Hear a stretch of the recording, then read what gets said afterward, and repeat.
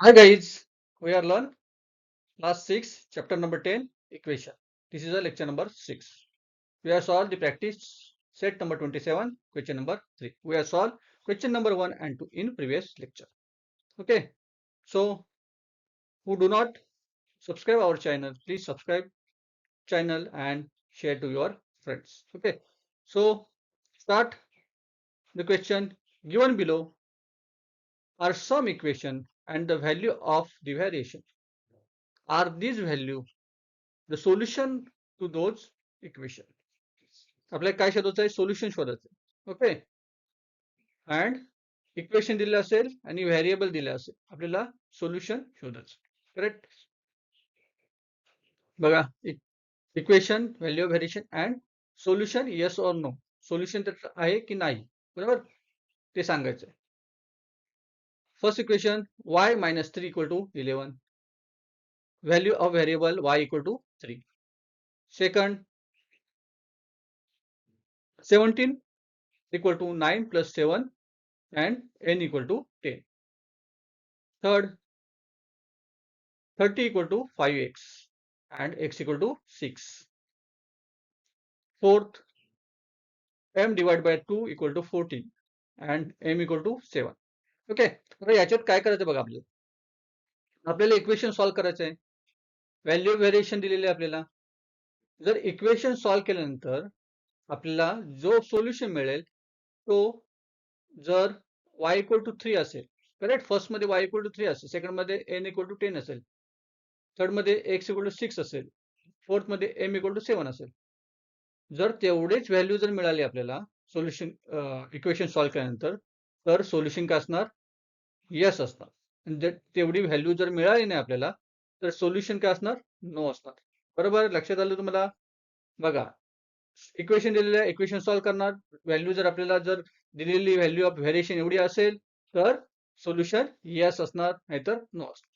So start first. y minus 3 equal to 11. y minus 3 equal to 11. बघा, y minus 3 is our left side and 11 is right side. 11 is right side, correct? So we are firstly observe this value minus 3. ही आपण value काय करणार? तर ही आपल्याला 0 करायची value. ही आपल्याला 0 करायची. मग काय करायला लागेल आपल्याला? प्लस करायला की प्लस 3 करायला लागेल की मायनस 3 करायला लागेल? तर प्लस 3 करायला लागेल. अँड जेव्हा आपण प्लस 3 करतोय तर ती दोन्ही साईडला सेम करतो. लेफ्ट हँड आणि राईट साईड साईडला पण आपण प्लस 3 करणार. करेक्ट. तर आपल्याला मायनस 3 प्लस 3 0 मिळणार, मायनस 3 प्लस 3 0 मिळणार. करेक्ट. आणि वायची व्हॅल्यू पण मिळणार आपल्याला. करेक्ट आहे. तर बघूया चला. बघा, y equal to 3. Correct. So y minus 3 plus 3 equal to 11 plus 3. 11 plus 3. Correct. Minus 3 plus 3 equal to 0. Minus 3 plus 3 equal to 0. Calculate this. Minus 3 plus 3 equal to 0 and 11 plus 4. 11 plus 4 equal to 14. Correct? 14. So y equal to 14.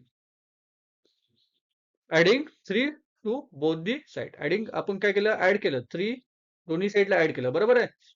Value काय भेटते बघूया. y plus 0 equal to 14. y plus 0 equal to 14. So y equal to 14. आपल्याला y किती दिलेलं आहे?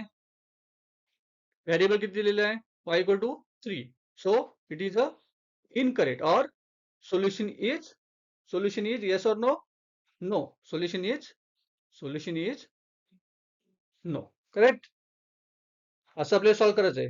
चला बघा, second question. 17 equal to 9 n plus 7. n plus 7. आता कुठली व्हॅल्यू बघायला लागेल? पहिली व्हॅल्यू कुठली बघायला लागेल? आपल्याला जी मायनस करायची की प्लस करायची ती 7 बघायला लागेल. किती बघायला लागेल? 7 बघायला लागेल. करेक्ट. ही व्हॅल्यू बघायला लागेल. जिथे व्हेरिएबल आहे, व्हेरिएबल म्हणजे काय? n y हे व्हेरिएबल आहे. बरोबर आहे. जिथे व्हेरिएबल कॉन्स्टंट नंबर असेल, त्या ठिकाणी ज्या साईडला व्हेरिएबल आणि कॉन्स्टंट नंबर असेल, ती कॉन्स्टंट व्हॅल्यू आपल्याला मायनस प्लस किंवा मल्टिपल डिवाइड करायला लागेल, हे लक्षात ठेवायचं. तर ही एनच्या बाजूला कुठली व्हॅल्यू आहे, तर +7 आहे. +7 आहे, तर ती काय करायला लागेल, +7 आपल्याला 0 करायची आहे. +7 आपल्याला 0 येतात, काय करायला लागेल, -7 करायला लागेल. म्हणजे काय करायला लागेल, सबस्टिट्यूशन करायला लागेल. काय करायला लागेल, सबस्टिट्यूटिंग. बरोबर आहे. चला सबस्टिट्यूट करू. किती करू value substitute, -7. Correct. So n equal to 10. 17 - 7 equal to n + 7 - 7. Substituting 7 to both the sides. Substituting 7 to both the sides. So value is 10 equal to n plus 0. 10 equal to n plus 0. So n equal to 10. N equal to 10. And that is a equal to variable. That is a equal to variable. So solution is yes. Solution is yes. Because of we are solve the equation and we get value of n equal to 10. And this is the equal to of our variable. So solution is yes. Correct. Fourth example. चलो 30 equal to 5x. 30 equal to 5. What is, आता आपल्याला ही value 5 आहे. 5 साईडला value आहे. व्हेरिएबलच्या साईडला value काय 5 आहे. बरोबर आहे. 5 व्हॅल्यूला काय म्हणणार, कोइफिशियंट म्हणणार. काय म्हणणार, कोइफिशियंट. ओके. सो 5 आपल्याला काढायचे आहेत. बरोबर. 5 ची व्हॅल्यू आपल्याला नको आहे. फक्त आपल्याला x पाहिजे. काय करायला लागेल, डिवाइड करायला लागेल, मल्टिप्लाय करायला लागेल, मायनस प्लस करायला लागेल, ऍड करायला लागेल, सबस्टिट्यूट करायला लागेल, की काय करायला लागेल बघा, डिवाइड की काय करायला लागेल, मल्टिपल, डिवाइडिंग. ओके. डिवाइड करायला लागेल ना. 5 डिवाइड 5 1. एक्स व्हॅल्यू फक्त राहील, आपल्याला एक्स राहील. बरोबर आहे. Correct. Start. x equal to 6. 30 divide by 5. 30 divide by 5 equal to 5x divide by 5. दोन्ही साईडला आपण 5 डिवाइड करणार. करेक्ट. काय केलं आपण, dividing both the side by 5. Dividing both the side by 5 and x equal to value काय आली, 6 आली. बघा कशी व्हॅल्यू आहे, 6 आली. 5 कट झाले दोन्ही.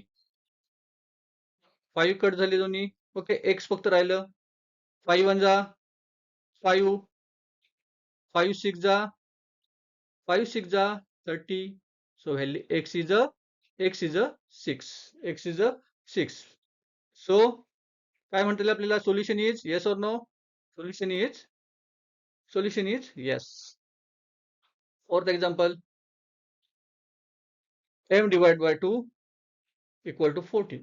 m divide by 2 equal to 14. आता काय करायला लागेल बघा, what we will be doing in this equation, we are dividing or multiple. we are m value फक्त पाहिजे, बाकी डिवायडेड 2 आपल्याला 2 कॅन्सल करायचं आहे. So we are multiply by 2. Correct. So m equal to 7.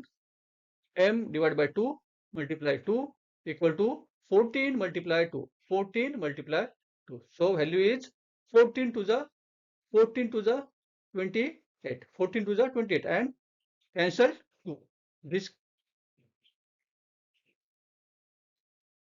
This 2 are cancelled. So only m is remaining. 20 to the 14 to the 28. 28. So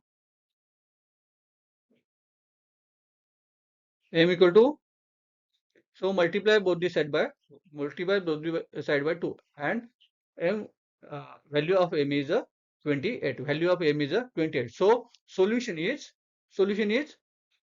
no. Solution is no. So we have solved the question number 3. Today we are solving question number 4. So stay tuned with us. Thank you very much.